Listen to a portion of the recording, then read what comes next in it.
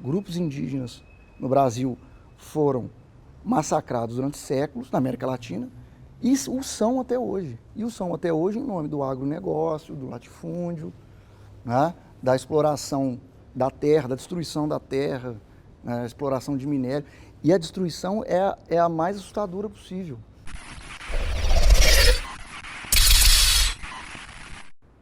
Siempre es un placer recibir invitados, invitadas de diferentes lugares. En este caso vamos a presentar a Youssef Campos. Él es profesor de la Facultad de Historia de la Universidad Federal de Goiás y miembro permanente del programa de posgrado en Historia, del programa de posgrado, especialista en gestión del patrimonio cultural, investiga el patrimonio cultural desde la relación entre historia, memoria e identidad y sus matices jurídicos. Youssef, bienvenido y muchísimas gracias por estar aquí con nosotros. Eu que agradeço, obrigado. Youssef, en principio tuvimos una charla con Ailton muy interesante, digo, y me interesa esta lógica que tiene él también, que logra hablar de la cosmovisión, pero hace ese nexo con algunos sectores académicos que permite romper el esquema que en algunos casos no se puede romper y llegar a un montón de gente. ¿Cuándo conociste a Ailton y cuándo empezaron a tener relación y contacto y termina en este libro que publicaram juntos? Primeiro eu quero agradecer essa oportunidade, o convite, poder estar aqui na Claxo. Eu conheci o Ailton em 2012, quando eu comecei a fazer minha tese de doutorado na Universidade Federal de Juiz de Fora, no Brasil, em História, onde eu pesquisei sobre como que o patrimônio cultural foi construído como uma categoria jurídica na Constituição brasileira. E me deparei com um indígena Krenak em 1987, num documento que está disponível na internet, inclusive, num registro de vídeo, pintando o rosto de Genipapo e dizendo para os constituintes que aquilo que havia sido negociado nas audiências públicas, nas comissões temáticas, havia sido mudado por eles às portas fechadas.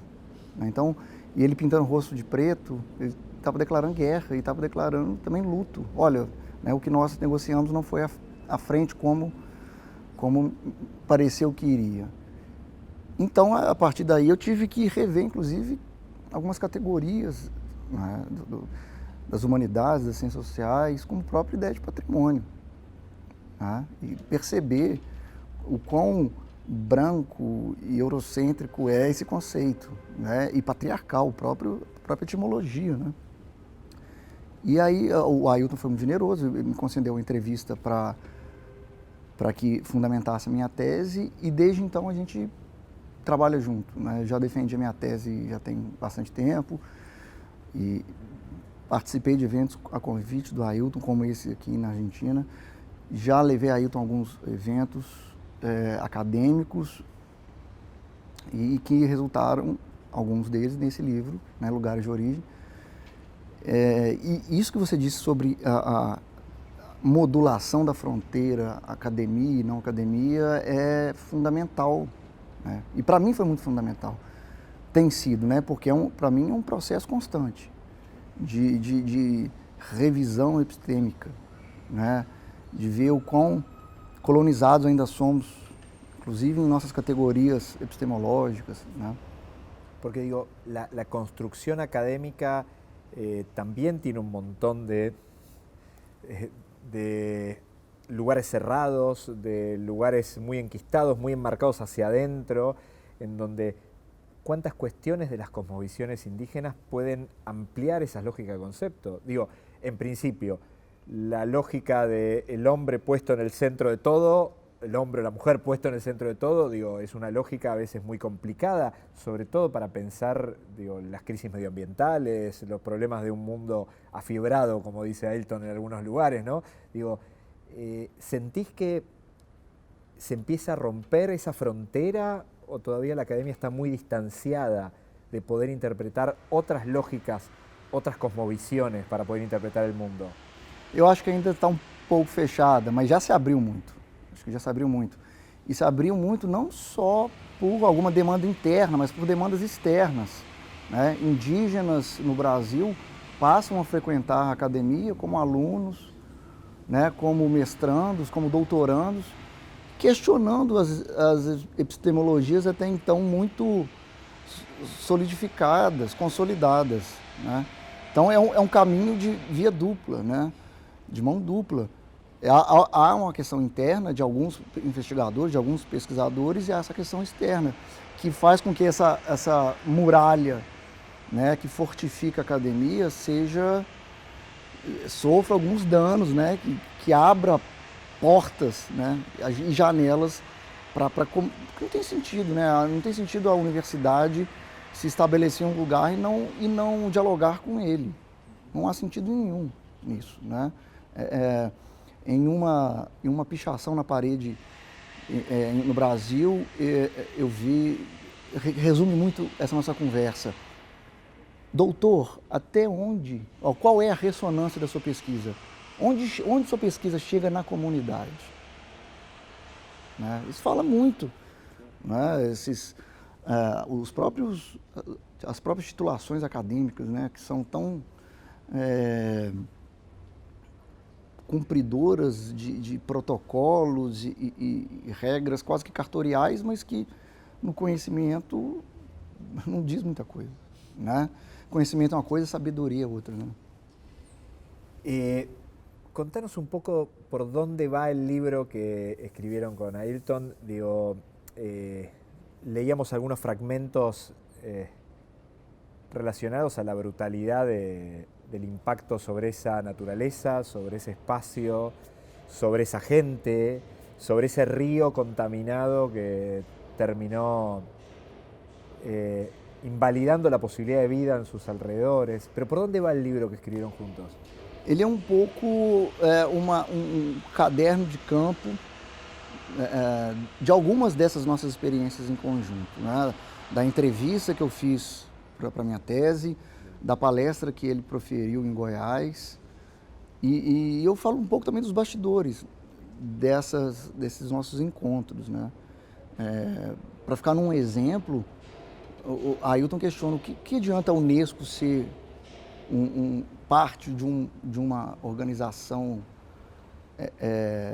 multinacional, né, transnacional, se o rio que a minha família depende está morto por causa da exploração de minério, né? Então, né, o que adianta falar de patrimônio formalizado pelo Estado se o próprio Estado autorizou que uma empresa mate um rio, né, em nome de um lucro de um grupo privado que está fora do Brasil. Né? En todo este camino, digo, evidentemente las cuestiones políticas coyunturales del momento no son menores. Leía que hace muy poco recién fue condenado el genocidio, la persecución que hubo contra el pueblo krenak, el pueblo guaraní, durante la dictadura, durante la época de los militares, la dictadura cívico-militar en Brasil.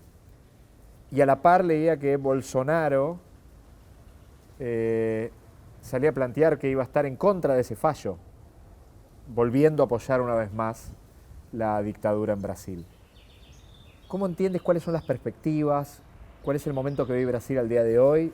¿Y cuáles son las perspectivas de aquí adelante con posibilidad de cambio político, pero entendiendo también que hay un sector político de ultraderecha muy instalado, muy apoyado en sectores religiosos del evangelismo, que a su vez van hacia esas comunidades también indígenas a generar efectos? ¿Cuál es tu análisis? Uma das primeiras ações de Bolsonaro ao tomar posse foi extinguir o Ministério da Cultura. Nós estamos desde 2018 sem que haja o Ministério da Cultura, para a gente ficar dentro do nosso campo de debate. E um dos institutos, um dos braços desse ministério é o Instituto Patrimônio Histórico e Artístico Nacional, que está sendo destruído pelo governo Bolsonaro como estratégia. Né? Como estratégia. Ao mesmo tempo que há uma sabotagem interna, há via patrimônio, a tentativa de implementar ideias como patrimonializar o uso de armas no Brasil. Então, assim, é só não destruir, é destruir também uma organização que existe há mais de 80 anos, que, para o mal ou para o bem, é uma instituição longeva e que contribuiu muito para a preservação do patrimônio no Brasil, mas também utilizar do patrimônio como um instrumento de repressão, como um instrumento de apresentar, né, essa ultradireita como dominante, inclusive no campo cultural. Né? Nós vamos destruir a cultura, mas o que resta dela seremos nós que vamos dizer o que é cultura. Né? O Bolsonaro, enquanto candidato em 2018, disse muito claramente que, se eleito fosse, não reconheceria 1 centímetro de terra indígena no Brasil. Então, a política dele é muito clara, as propostas dele são muito claras, e nisso ele é um dos poucos políticos que cumpre o que prometeu. Nesse sentido. E a gente no Brasil, a gente não vive formalmente, juridicamente, uma ditadura, mas o clima de repressão é muito grande, porque as pessoas estão armadas. Né?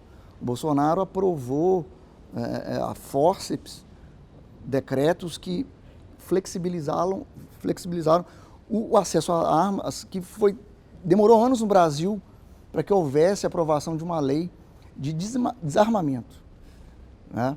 E há uma estatística assustadora sobre o número de pessoas que adquirem arma a cada minuto no Brasil. Né? Clubes de tiro que estão surgindo, tudo mascarado pela ideia de atiradores em treino ou caçadores, mas e essas armas vão compor a milícia, que é a base, uma das bases do eleitorado do Bolsonaro. Não são só os evangélicos. Inclusive existem milícias armadas nas periferias do Brasil que destroem centros de Umbanda e de Candomblé. São chamadas milícias de Jesus. A gente chega a um paradoxo tão violento, tão marcante, né, que as pessoas se armam para violentar os outros e usam o nome de milícia de Jesus. Né? Então, nós temos aí, em poucas semanas, eleições. E o Ayrton mesmo diz, nós não podemos ter medo. Né? Mas há uma atmosfera de medo, mas também há uma de esperança, mas há também uma de ameaça. Né? Inclusive, as urnas eletrônicas do Brasil, que são exemplo para o mundo inteiro, estão sendo colocadas em xeque porque, obviamente, há a previsão de uma candidatura fracassada do atual presidente, que ele só justifica por uma fraude que só existe entre ele e os seus eleitores. Então, confesso que ter encontrado o Ailton, a gente conversou muito ontem, me encheu um pouco mais de esperança, porque eu estava virando para o lado mais do pessimismo, o lado mais cético. Mas eu acho que há a esperança de retornarmos a um pleno Estado democrático de direito. Por último, Youssef, ¿encontrás líneas similares, parecidas, en diferentes países de nuestra América en relación a estas lógicas de la ultraderecha, de represión de los pueblos indígenas, de destrucción del patrimonio, de instalación de nuevas lógicas culturales para barrer, borrar otras lógicas culturales? Digo, porque mientras que te escuchaba pensaba lo que intentó hacer la derecha en Argentina, lo que intentaron hacer en Bolivia. Digo, ¿cuáles son las líneas de similaridad que encontrás entre diferentes países? A Bolívia sofreu um golpe de Estado em 2019. Né? A tomada do poder foi um claro gesto da direita, da outra direita, de dizer, olha, isso aqui não é lugar de índio, não. Né? Muito embora a esmagadora maioria dos bolivianos sejam indígenas. Né? E é um golpe muito claro, né? E muito bem delineado. Ele é branco, né? Ele é volto a dizer, eurocêntrico, patriarcal, né? Dizer, aqui não é o seu lugar, né? Aqui não é o lugar. E tiraram a força, né? A gente volta a um ambiente muito semelhante do que vivemos no meio do século passado, né? Dos países latino-americanos, sofrendo golpes de ultradireita por reações a grandes progressos institucionais, políticos, né? A Constituição brasileira de 88, ela não conseguiu ainda se implementar por completo, porque a grande bancada que está dentro do Congresso Nacional é a ruralista, né? Mas a gente tem uma Constituição de vanguarda, a gente não precisa de outra Constituição, a gente precisa aplicar o que a própria Constituição diz, né? Então, o crescimento dessa ultradireita, o próprio atentado contra a vice-presidenta argentina, né, a Cristina, é um grande exemplo de como essa ultradireita que sempre existiu, mas que estava escondida porque se sentia envergonhada com o amadurecimento democrático da América Latina, tomou, né, de volta essa coragem de ir para a rua e dizer que odeia o preto, odeia o homossexual, odeia o indígena, odeia aquele que é diferente, odeia o estrangeiro, né? Saia daqui, esse lugar não te pertence, né? Quando, na verdade, há 500 anos, um bando de europeus veio aqui, cometeu e comete até hoje genocídios. São genocídios sem eufemismo e discordando de muitos colegas historiadores que dizem que genocídio, o conceito só pode ser usado a partir do que a historiografia fez depois do Holocausto, né? Não, vamos usar não só a análise histórica, mas a análise etimológica, né? Grupos indígenas no Brasil foram massacrados durante séculos na América Latina e o são até hoje. E o são até hoje em nome do agronegócio, do latifúndio, né? Da exploração da terra, da destruição da terra, né? A exploração de minério. E a destruição é a mais assustadora possível, porque além do assassinato direto, né, por arma de fogo, há o assassinato por vírus, né, porque o atual presidente autorizou que missionários evangélicos adentrassem territórios indígenas durante a pandemia, antes de existir vacina. Admitiu também que garimpeiros ilegais explorassem terra indígena, né, não só durante a pandemia, mas antes e depois. Né, e isso gera violência, isso gera abuso, né, dragas que puxam a água para participar da mineração, sugando crianças indígenas que estavam nadando no rio, né, sem falar em estupro, sem falar em comercialização de crianças indígenas. Né, esse é o Brasil, é a realidade que as populações indígenas encontram no Brasil hoje, né, principalmente no norte do país. Esto no, Youssef, no sale en los medios de comunicación. Não sai. Não sai. Isso a imprensa não mostra. Por que não sai? Porque ela é conivente. Né? Ela é conivente. Youssef, un placer, muchísimas gracias y obviamente invitamos a la gente. ¿Cómo pueden acceder al material? Esse pelo site da editora, Jandaíra. É só colocar no Google, Jandaíra. Bien. E estamos também numa negociação de fazer esse livro, publicar esse livro em espanhol. Né? Espero que em breve, né? Acho que vai ser uma possibilidade de espargir essas ideias para adiar o fim do mundo, né, Ailton? Youssef, un placer enorme. Gracias. Obrigado, eu que agradeço. Muchas gracias.